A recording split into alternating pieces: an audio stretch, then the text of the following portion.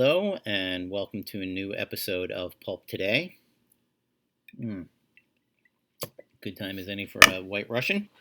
While I read you today's thing. So a few weeks ago, I did my first episode that was about a novelization, and it was Beneath the Planet of the Apes by my dad, Michael Avalone.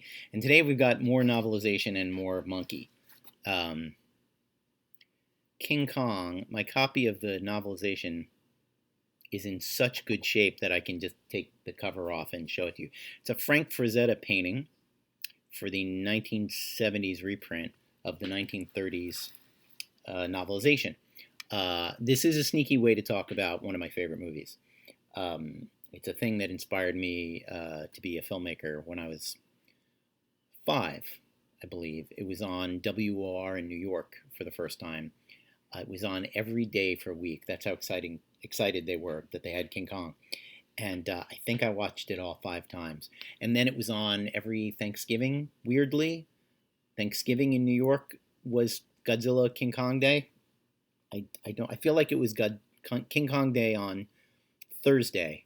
You got Kong, Son of Kong, and Mighty Joe Young, which is cheating a little. And then on Friday, you got Godzilla, Kong versus Godzilla, and your various Mothras and Rodans and etc. Anyway, enough about Thanksgiving rituals of the 1970s. The book is written by a man named Delos Lovelace, who did his only novelization. He mostly did nonfiction books. Scripts by, there are a bunch of names on the script, but I think the most significant one, the final rewrite, was done by Ruth Rose, who was married to Ernst Schoedsack, one of the 2 directors, Cooper and Schoedsack. And Cooper they were both kind of Indiana Jones guys who mostly made documentary films up till King Kong. And I've always loved when you can find traces of autobiography in the strangest places, especially in fantasy and science fiction stories. Ruth Rose was frequently the only woman on a tramp freighter going all over the world with a bunch of sailors and filmmakers. And Ann Darrow, the heroine of King Kong, has that very same experience. And I've always kind of loved that the first act of the movie is very much a thing from Ruth Rose's personal human experience. And I think that gives it a certain amount of love and joy and realism and all of that, even in these contexts. But the most important character in King Kong for me, and I think for a lot of young filmmakers that see this movie, or at least used to, is that Carl Denham's a filmmaker. Guy really excited to make his next movie. Guy really enthusiastic about the idea of filmmaking. And it's a huge influence on me, not just that Kong is a entertaining blockbuster film, but it's about the joy of filmmaking in its own way. And I think seeing Carl Denham as a kid, I was like, I want to grow up to be that guy. I don't want to grow up to be the two-fisted adventure guy. He's kind of a stiff. But his buddy, the filmmaker, that guy's really interesting. And he seems to really love what he does. So this is my sneaky way, again, to talk about a movie I love when I'm supposed to be talking about paperback books. The book was never copyrighted. And if you go to the Wikipedia page for King Kong and read intellectual property issues, I can't remember what the subheading is called, it is the most complicated copyright in the world, I think. Peter Pan might come close, but King Kong there's a sliver of it they sold to Toho to make the Godzilla King Kong movies. Cooper thought he owned it because he had come up with the character. Or Schoedsack thought he owned it because he came up with the character, but RKO thought they owned it, so they licensed it. It's very complicated, all partially because they forgot to cover the novelization. But I'm going to read my favorite scene, which isn't airplanes on top of the Empire State Building. I know you're disappointed.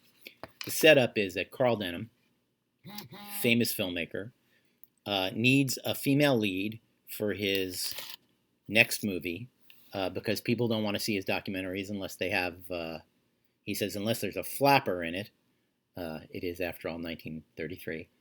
And no theatrical agent will help him hire an actress because the whole thing is too dangerous, and he's going to the South Seas, and he won't say where, and he won't say for how long, and it's too unsafe.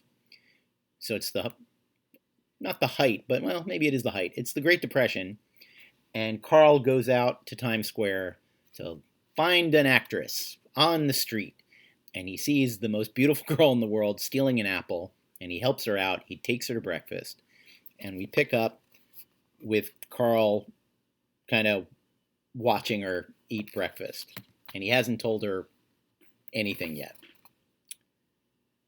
It was more than a beautiful face, although it was beautiful, with the well-molded, clearly defined features in which his cameraman's eye had immediately rejoiced. Large eyes of incredible blueness looked out at him from shadowing lashes. The ripe mouth had passion and humor. The lifted chin had courage.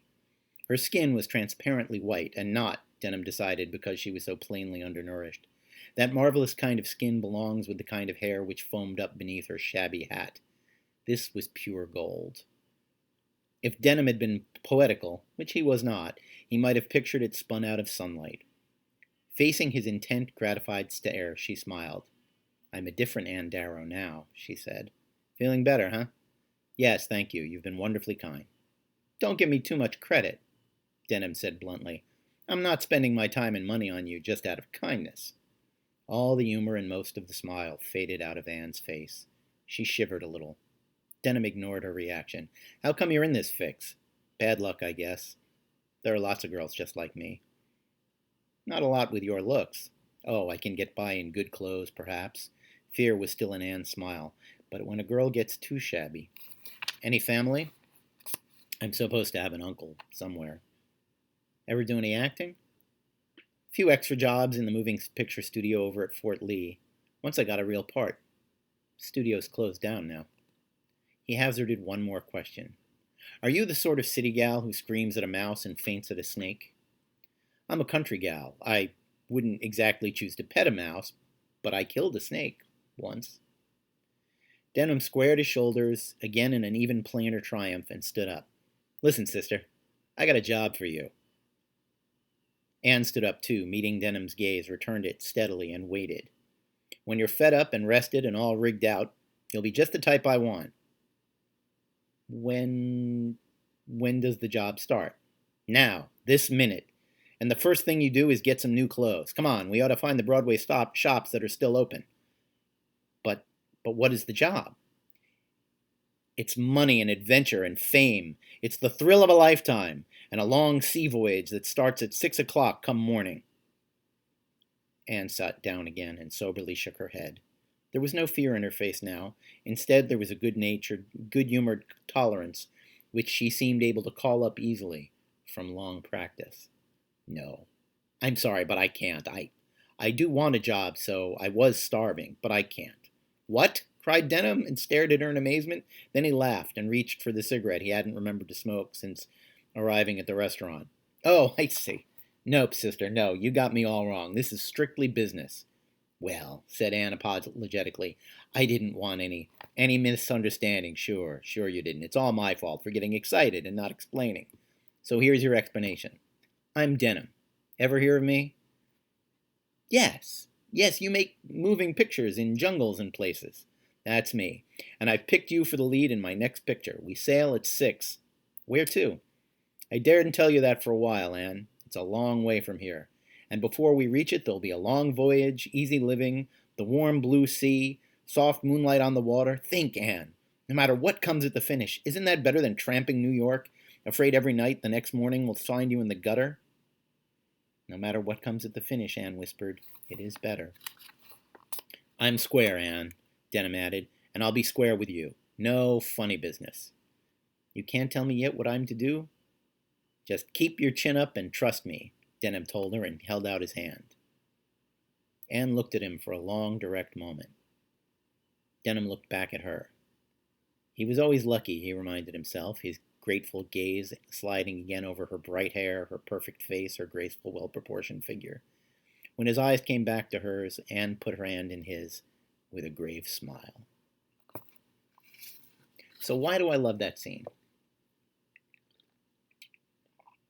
I like well, it's the enthusiasm of Carl Denham.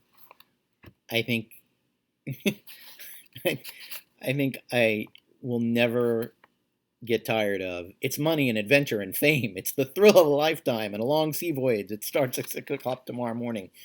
I mean, how can you... That pitch, it kills me. And I like that the movie is aware of how creepy, I mean, and the book is certainly aware of how creepy that offer could sound.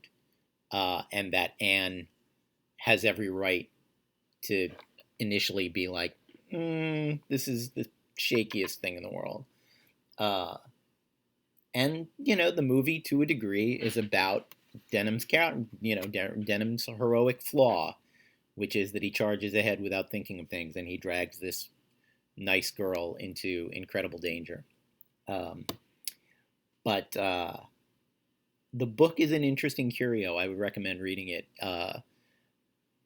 It's one of the things that's interesting about it is when Peter Jackson rebooted the movie, he did a thing where they re-released the original and they recreated a cut scene from the movie.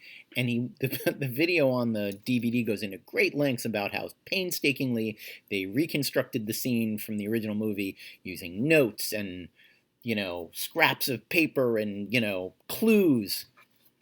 Every word of the scene is in this book. So I don't know if they just didn't bother to read it or if he's trying to make it more dramatic than it was. But it's a rare novelization. I don't know that so many movies were novelized in the 1930s, but Kong was a giant phenomenon. It was the Star Wars of its day. There were bread lines, and people were still lined up around the block to see this movie.